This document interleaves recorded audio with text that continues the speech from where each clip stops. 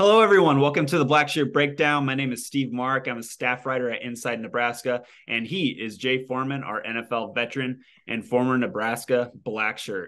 Jay, we are transfer portaling again. Nebraska picked up their ninth transfer portal edition. This one comes from Georgia, the Georgia Bulldogs, back-to-back national champs, outside linebacker slash D end hybrid, whatever you want to call him, MJ Sherman, Mikhail MJ Sherman, is headed to Nebraska. So, Jay, that's another body for Nebraska's outside linebacker room. Tony White's outside linebacker role for his 3-3-5. Not a lot of, I guess, on-field production defensively from Right. MJ Sherman, but he's looking for playing time. He played in 39 career games over 3 seasons at Georgia, a former high four-star recruit rated by rivals, a 6.0 four-star recruit rated by rivals. And he went to Georgia out of high school, had a lot of excellent offers, visited Ohio State. Just a highly touted dude, but most of his time at Georgia was spent on special teams. And then usually in blowouts, he kind of got in there and on defense and showed what he could do. But Jay, another body in the outside linebacker room has to be good news for Nebraska. Yeah, I think what you're seeing is a pattern from Coach Rule, Coach White, and the recruiting department that, it's a position of need, but it's a position that they maybe are looking to feature. And, when you run a 3-3-5, you want your edge outside linebackers or linebackers in general to be able to do multitude of things. So that'll bring a multitude of body types. You can even put in like their nickel type of hybrid type of position as well. And so when you think of MJ Sherman, that this is a perfect example of a portal entry and get is a guy that's at a established university with a ton of NFL talent in front of him the last 3 years. I mean, you got to think the number one pick in the draft was a part-time starter just last year at the University of Georgia. All the while, a transfer that went to Florida State ended up being from Georgia to Florida State ended up being the number 12 pick in Jermaine Johnson. So you can see why somebody like MJ Sherman would end up in the portal being a high four-star recruit and looking for an opportunity to play. And so, it's a good get for Nebraska. Obviously, not a lot of playing time, but a lot of experience. When you've been in 39 games, you know what it's like to play in some big games week in and week out. So he can bring some of that, but he's looking for opportunities. So then you're getting somebody that's almost green and you can mold and grow with. And so, it's something that's a positive for him and positive for Nebraska if it all works out. But you see the amount of bodies that they're looking for on the edge, along with Jamari Butler and Blaze Gunnerson already in the stable once they became, coaching staff at Nebraska. It looks like something that they're going to try to feature here next year and years to come. Absolutely. And before we get into some of the film breakdown of Mr. Sherman, just a little bit more background of him. He's originally from Baltimore, Maryland. He went to high school at Washington, D.C. So that's another. This is an area, the Washington, D.C. area, that Nebraska is going to be trying to attack in the future with its new coaching staff. And I think that's really interesting as well. So right now he's 6'2", 250 pounds is what the Georgia online roster lists him at. So he's a bigger dude.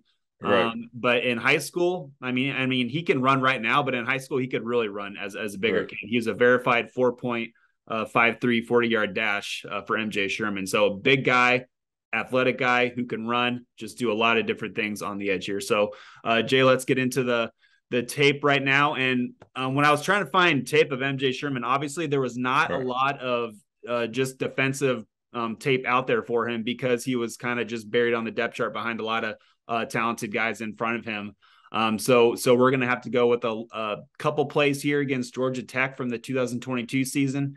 And then we're going to get into some 2021 action Right. from 2 seasons ago, and then finish it up with a special teams play because he was Right. a big special teams player at Georgia, and I think that kind of speaks to him as a player, what his mindset was. Because if you listen to some interviews with MJ Sherman, he was not shy about wanting to play special teams and doing his part of the job and being part of a team. So I think that was really cool too. But Jay, this first one here comes on a third and long, 3rd and 15, and kind of a blowout against Georgia Tech late in the fourth quarter.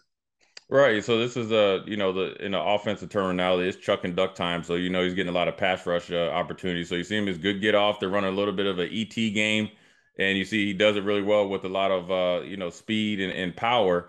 Takes the offensive tackle up the field, sells it, kind of ricochets off the guard, and able to complete the task, which is obviously a huge sack for him. So, what you like to see in this situation when guys are not starting, to come into the game and be able to execute and make plays. So, because look, at the end of the day, you're playing Power Five football.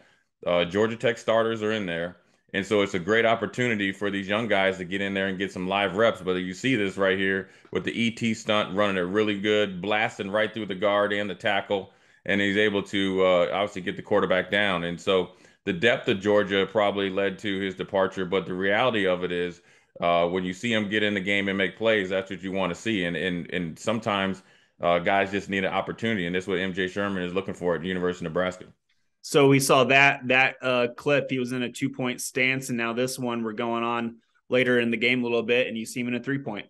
Yeah, I mean, look, you want flexibility. You want to, I mean, he's a great athlete. Like you said before, being 6'2", 225 in high school, run a 4.53, but you see him a little bit of a speed rush, and obviously, he's able to affect the play, right? It's called taking the quarterback, getting the quarterback off of his spot. Good move, swipe, and then a swipe under move, beating the Georgia Tech tackle with speed rush, forcing the quarterback to step up and vacate the pocket for him to pass, which that's what you want. You want a player to be able to affect the play, even though he's not getting in there and essentially making the sack or the tackle for loss. And so this is like you see a multitude of Georgia guys doing it, but he's just what we're focusing on now. He's a Nebraska Cornhusker, is what you could maybe project what he can do. But what you're seeing right now is the potential for him to be a factor if given the opportunity. There's still a long way to go because he doesn't have a lot of game experience and playing in the heat of it. Now, it's one thing to come in when you're not starting and you're in the game's out of hand, just like this game right here, 40-13, Yep. and you're kind of dictating what you're doing. And then versus starting when people are game planning for you. But you see a lot of the guys, in particular, number 32 on Georgia, who started in the national championship game, 41, who was drafted last year out of Georgia, along in there. So now you're seeing he's not alone, where these guys that are, in particular, 41 is playing at the next level. 32 is playing at reps at Georgia right now, are in the game at the same time. So it lets you know what level he was at one point in time at the University of Georgia. Right here, he's coming off a 3-point stance, a little bit of 5 technique, and you see him right there, good speed, the power. And then also what you really like is getting out of this stack and going and making a play on the quarterback right there, right? It's a big old offensive tackle. It's kind of a play action pass right here. You see, he spots the quarterback and disengages from the block, which obviously is something that Nebraska rushers and defensive players need to do a better job. But you like the leverage. Look how much a pop he gets at the initial contact. You don't even see his helmet. He's underneath the pads of a big old offensive tackle, Yeah. separates from him, finds the quarterback, and then once the quarterback decides to run, you see him shed the block right there. What you see is hips sink a little bit, rips off of there, and it's just pure effort, right? And yeah, you'd like to get a sack, but you like the effort of a young guy coming into the game, getting a hit on the quarterback and making plays. And so this was probably was appealing to Coach White, Coach Rule, and the defensive staff, to where you see a guy that hasn't played a lot of snaps, but when you see the things that he's doing, you can maybe project him into the 3-3-5, but in particular, and different positions maybe at the University of Nebraska in this defense. Yeah, and this one from 2021 season at Vanderbilt, doing a little good eye discipline here, not being faked out by the zone read concept in the background, and just kind of shuffling down the line of scrimmage and making the tackle. Yeah, right here it's kind of a mid-zone play right here that's obviously been a thorn in Nebraska's thigh for quite some time. If you want to, a good example is probably the Minnesota game. This is a huge play that Minnesota's ran against Nebraska, but you like the discipline right there, right? They're reading what he's doing, so he coming off, he knows what to do, shuffle down the line like he's supposed to.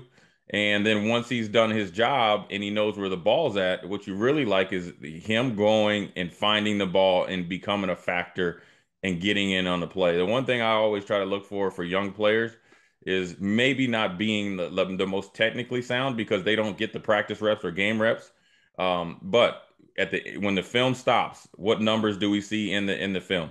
Right? And that's what you want. You want to see him, which is number 8, doing his job and then getting in on the play. Because if he doesn't get in on this play, the standard that they have at Georgia, they don't change it based on first, second, or third teamer in the game. So you want to be able to be a part of the team, as far as, being able to be accounted for and accountable for playing at the standard that's been set forth at the University of Georgia, and hopefully bring some of that to the University of Nebraska.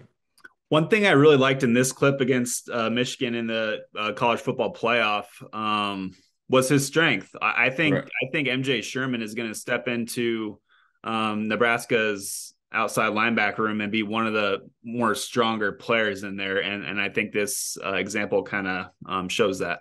Yeah, I mean, look, Kirby. If you hear Kirby Smart talk, he wants guys down there that are going to work, and that includes the weight room. And so you see with the technique, right? It's not just being strong in the weight room; it's playing strong and playing physical. You see him getting off the ball, walking this tight end all the way back to the quarterback's lap, even though they get an explosive play. That's necessarily on the corner, but the Yeah. rush was there, and you can't ask for much more besides him beating number 89 just cleanly, which won't happen when you're playing against a top-notch team. Even though the score is 34-3, their starters are still in the game. And so what he's doing is again showing up on tape, doing the things that maybe that they've practiced, which is speed to power, playing with good leverage. I'm more interested in the leverage, which is going to show you the strength. I like the initial punch, and then I like the leg drive to walk this tight end all the way back into the quarterback's lap and trying to affect the pass. And so these are things that Nebraska coaches figure that they can work with. This is something that he gets off the plane in when he gets to Lincoln,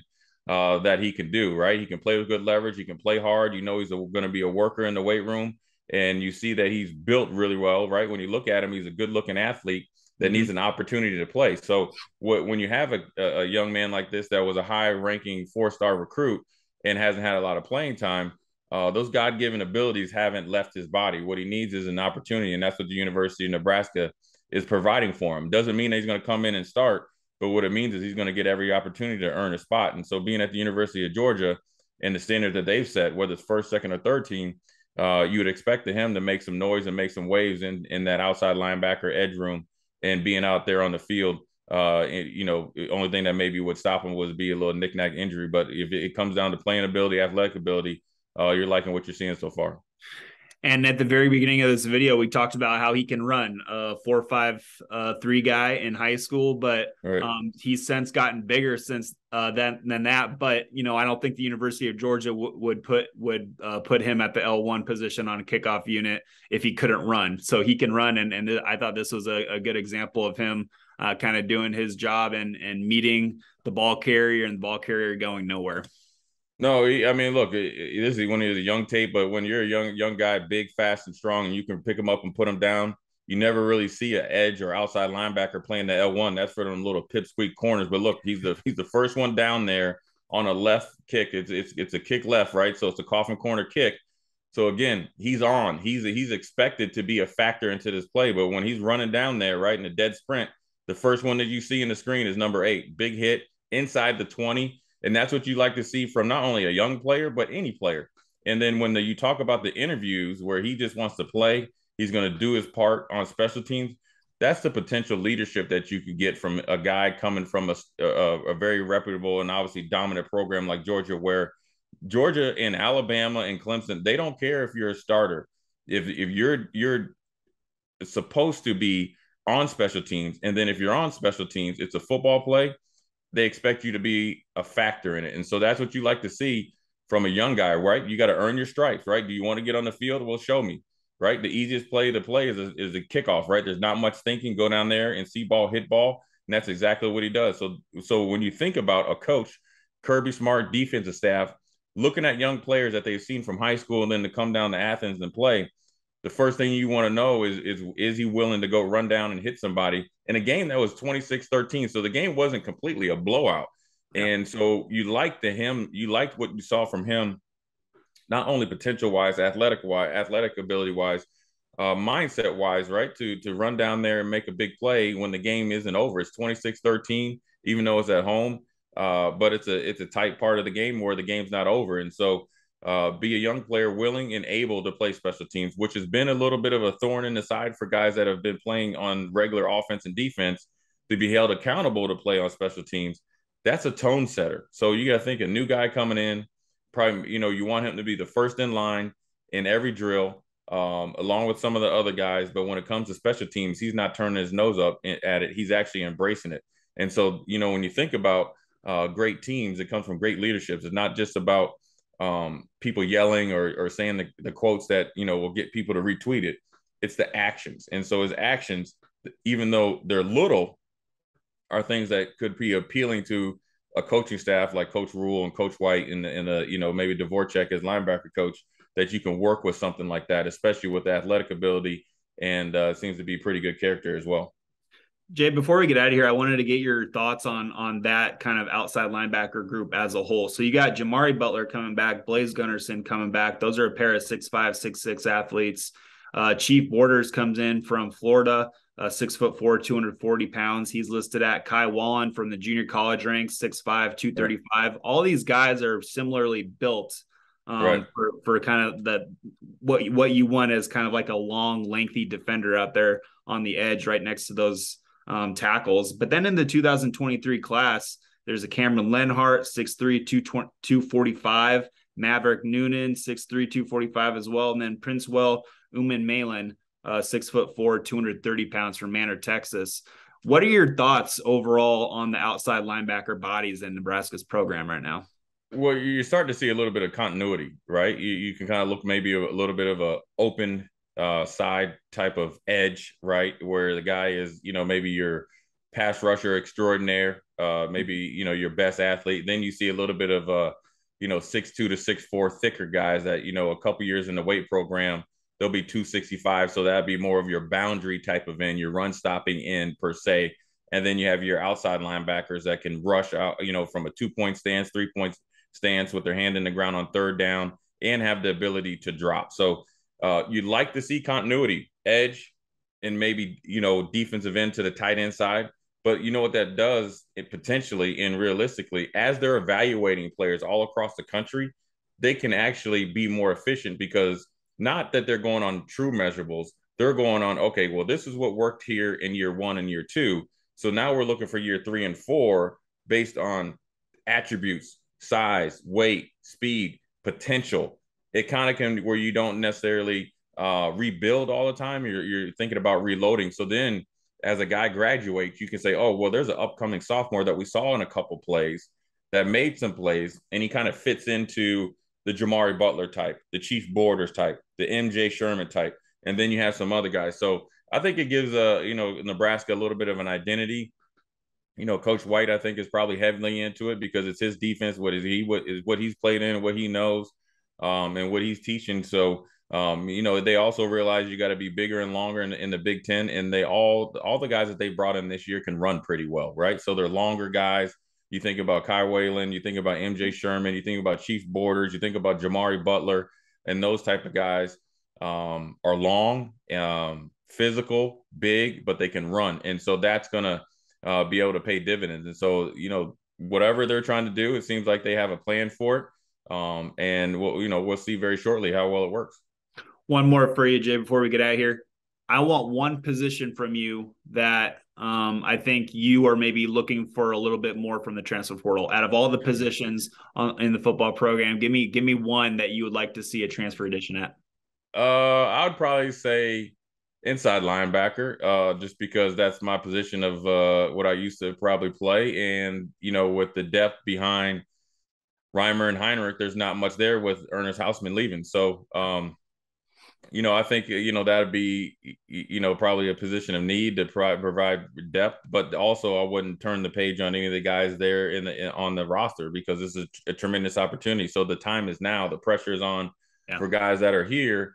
Because the chances of going and getting a Luke Reimer or Nick Heinrich or Ernest Hausman out of the transfer portal most likely is slim and none. You're looking for depth. And so why go look for depth if you can make sure that the coaches know that they have it? And then if you're ready to play, and then there's a tremendous opportunity there. So it'll be interesting spring. And probably the next thing after that, I would probably say defensive line and probably offensive line. I know that we lost Rouse, so you'd like to see one more there. I don't think it's over. I think this coaching staff is always recruiting and always looking. And so even though we might have a sleepy time in a week or two, I imagine that we're going to be doing a few more of these, because I think they always have their eyes open and ears open to whoever's out there potentially could come to Nebraska. Absolutely. So yeah, MJ Sherman, the ninth overall transfer that Nebraska has picked up, the fifth from the SEC too. Yeah. So yeah, the coaching staff is going to one of the better conferences in the country to get their transfers. And I guess it could be the 10th transfer if you count Isaiah Garcia Castaneda out of the transfer portal. The one who He went in the portal, came back, and then a little bit of a X factor addition, potentially with Betts coming back. So I think, look at I'll just talk a little bit about that. The climate of team is different than when I played. Obviously that probably wouldn't have flew too well back then. There wasn't any transfers anyway. So once you were locked in at Nebraska, you were stuck with us. But the two guys that potentially are coming back, have a long road ahead of them. They got to gain the respect of their teammates that have been here and saw them leave for whatever reasons. Now, whether right, wrong, or indifferent, at the end of the day, they didn't go through the grind that they went through last year. So they have to earn that respect back for them internally from those teammates.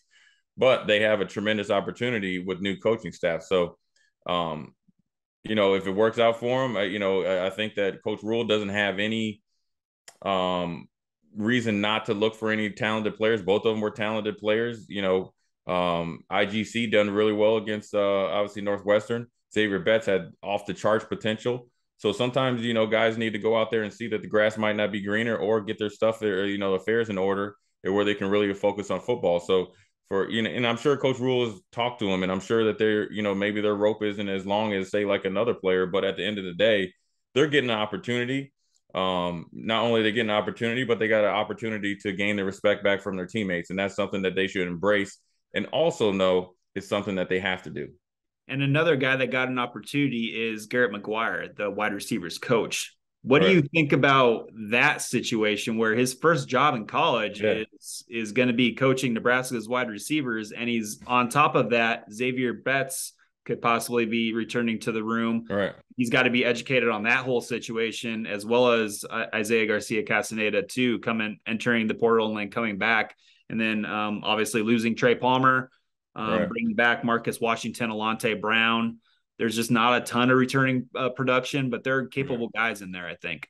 Yeah, well, first of all, he's going to have to establish a strong sense of leadership, right? And not only by his words, but more importantly, by his actions. And he's going to also have to dive in and get to know these players. Now, the best thing for him is he might be just the same age as like Marcus Washington and Casey Thompson and them. So, they're talking about the same type of things, but he's going to have to know these players inside and out.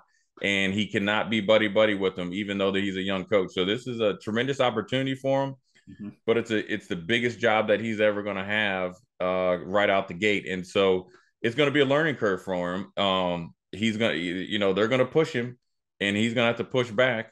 And it has to be a working relationship that has to be coach and player. It can't be same age, same type of guy. You can't be, most likely friends with him. So I think at the end of the day, he'll be receiving help from, I'd like to think that Satterfield will be involved, Coach Rule will be involved, all the other coaches will be in there.